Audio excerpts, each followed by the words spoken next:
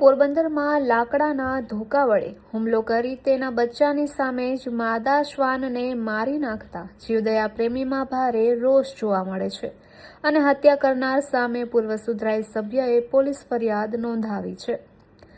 પોરબંદરના કમલાબાગ પાછળ Shriji housing board colony ખાતે રહેતા પૂર્વ સુધરાઈ સભ્ય સરોજબેન જયંતિભાઈ કક્કડ દ્વારા કમલાબાગ પોલીસ મથકમાં નોંધાવેલ પોલીસ ફરિયાદ મુજબ ગઈકાલે બપોર 12 વાગ્યે તેની સોસાયટીમાં રહેતા ગીતાબેને ઘરે આવીને જણાવ્યું હતું કે તેમના ઘર પાસે દેવાંગ વિનોદ દત્તા નામના શખ્સે ભૂરીના હુલામણા નામથી ઓળખાતી માદા શ્વાનના માથે લાકડાના 2 ઘા મારી દેતા તે તડફડી રહી છે અને માથાના ભાગે લોહી નીકળી રહ્યું છે।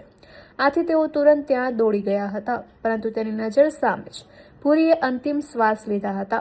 ગીતાબેને જણાવ્યું હતું કે ભૂરી આરામથી સૂતી હતી ત્યારે અંબિકા હાઉસિંગ બોર્ડ સોસાયટીના બ્લોક નંબર 269માં રહેતો દેવાંગ વિનોદ દત્તા ધોકો લઈને આવ્યો હતો અને તેમણે હુમલો કરી મારી નાખી હતી।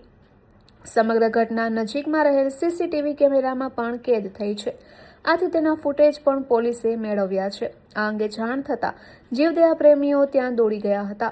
માદા શ્વાનના પોસ્ટમોર્ટમની કાર્યવાહી કરાવી આવું કૃત્ય કરનાર સામે કડક પગલાં ભરવા માંગ કરી છે।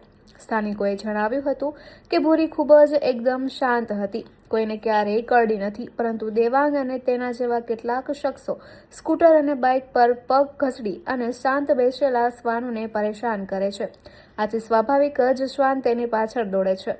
જીવદયા પ્રેમીઓએ બાદમાં ભારે હૃદયે માદા શ્વાનની અંતિમ વિધિ પણ કરી હતી।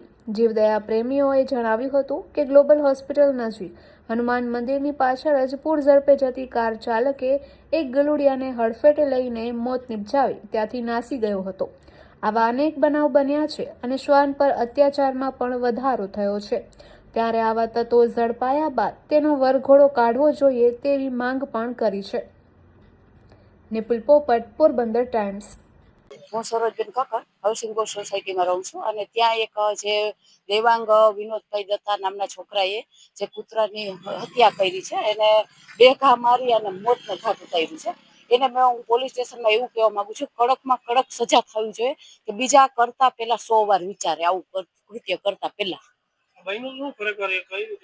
સૂતી હતી કૂતરી, ભર નીંદરમાં હતી, નકર તો કૂતરું હાથમાં ના પણ સૂતી હતી, કોઈને બોલાવતી નથી ને સામેવાળાએ કીધું કે મારમાં તો 2 ઘા મારી અને એને મોતને ઘાટ ઉતારી દઈને લોહીને અમે બધું એ વિડીયો મોકલેલ છે અને કેવી રીતે મારીને એકદમ હત્યા કરીને એ કૂતરી કોઈને બોલાવે, આજુબાજુમાં બધા ભેગા થયા હતા અને કીધું કે આ કૂતરી તો કોઈ દિવસ અહીંથી જાતી નથી બહાર અને નીકળતી પણ નથી, એનું ગલુડિયું પણ એક છે નાનું, અટાણી માં વિનાનું થઈ ગયું છે। એટલે આવા લોકોને કડકમાં કડક સજા થવી જોઈએ એવી મારી માગણી છે।